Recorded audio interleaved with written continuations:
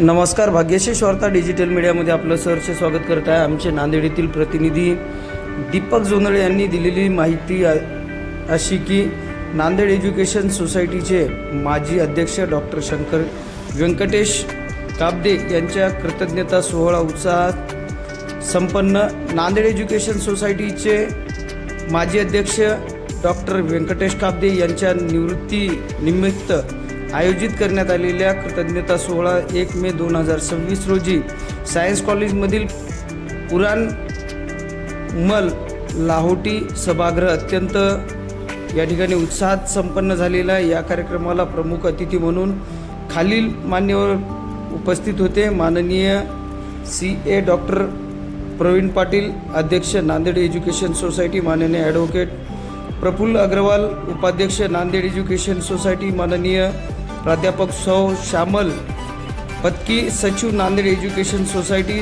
माननीय ॲडव्होकेट प्रदीप नागापूरकर, सहसचिव Nanded education society.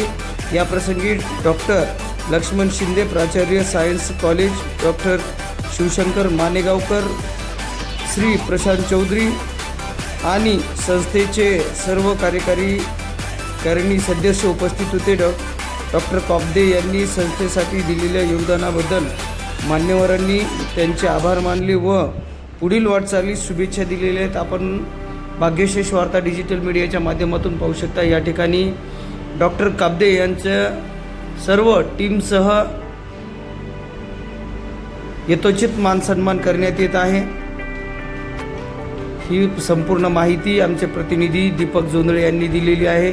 आपल्या परिसरातील जाहिराती व बातम्यांसाठी आमचे प्रतिनिधी दीपक जोंधळे यांच्याशी संपर्क साधावा। लाईक करा, शेअर करा, सबस्क्राईब करायला विसरू नका, ही नम्र विनंती। आपण पाहू शकता हा सोहळा नांदेड एज्युकेशन सोसायटीचे माजी अध्यक्ष डॉक्टर व्यंकटेश काब्दे यांचा कृतज्ञता सोहळा आहे।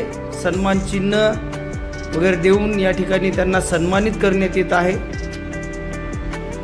खूप सुंदर असा सोहळा आपण भाग्यशेष वार्ता डिजिटल मीडियाच्या माध्यमातून पाहत आहात। 1 मे 2026 रोजी सायन्स कॉलेजमधील पुरणमल लाहोटी सभागृहात अत्यंत उत्साहात संपन्न झालेला आहे।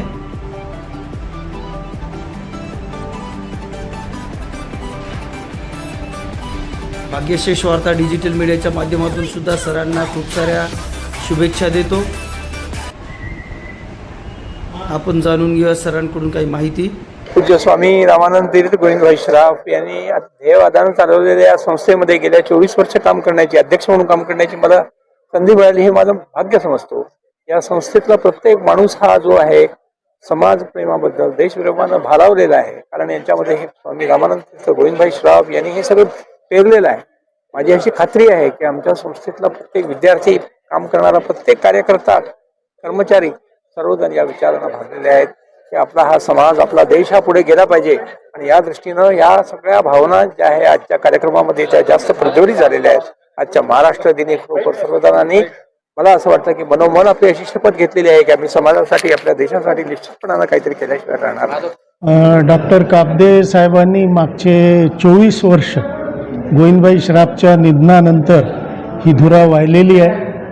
आमच्या संस्थेचा इतिहास असा होता की अध्यक्ष वारल्यानंतर नवीन अध्यक्षाची त्या ठिकाणी निवड होत असे, परंतु ते 2 वेळा घडलेली घटना काब्दे साहेबांनी मोडीत काढली आणि त्यांनी स्वतःहून वार्धक्यामुळे त्या ठिकाणी राजीनामा देऊन एक नवीन नेतृत्वाला संधी देण्याचं कार्य केलं।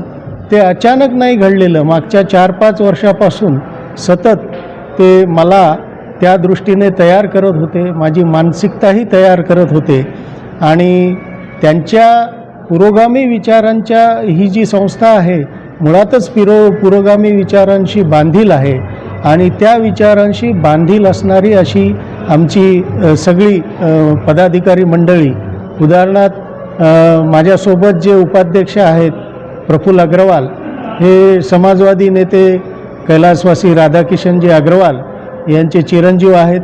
माझ्यासोबत सहसचिव असणारे कॉम्रेड प्रदीप नागापूरकर हे कॉम्रेड अनंतराव नागापूरकर यांचे चिरंजीव आहे। आमच्यासोबत असणारी आमची मोठी भगिनी श्यामलताई पत्की ह्या नरहर कुरुंदकर यांच्या कन्या आहेत. तर अशा पद्धतीने पदाधिकारी निवडताना त्यांनी जे आम्हाला मार्गदर्शन केलं त्याप्रमाणेच आम्ही पावलं उचललेली आहे. आणि आताही मोठं काही निर्णय घ्यायचा असेल तर आजही आम्ही हक्काने डॉक्टर काब्दे यांच्याकडे जातो, त्यांच्याशी सल्लामसलत करतो आणि पुढचा निर्णय आम्ही घेतो. आम्ही त्यांना या निमित्ताने शुभेच्छा देतो. नवीन पायंडा त्यांनी घातलेला आहे. तो पायंडा येणाऱ्या प्रत्येक अध्यक्षाला यापुढे पाळावा लागेल की मृत्यूपर्यंत टिकून न राहता योग्य वेळी आपण निवृत्त व्हावं आणि नवीन नेतृत्वाच्या हातामध्ये ही संस्था द्यावी. हे जे त्यांनी त्यांच्या कृतीतून सिद्ध केलेलं आहे त्याचं पालन करण्याचा मी पण प्रयत्न करेल. जेव्हाही अशी वेळ येईल त्यावेळेला मी पण स्वतःहून निवृत्त होईल हे या निमित्ताने मला सांगावंसं वाटतं.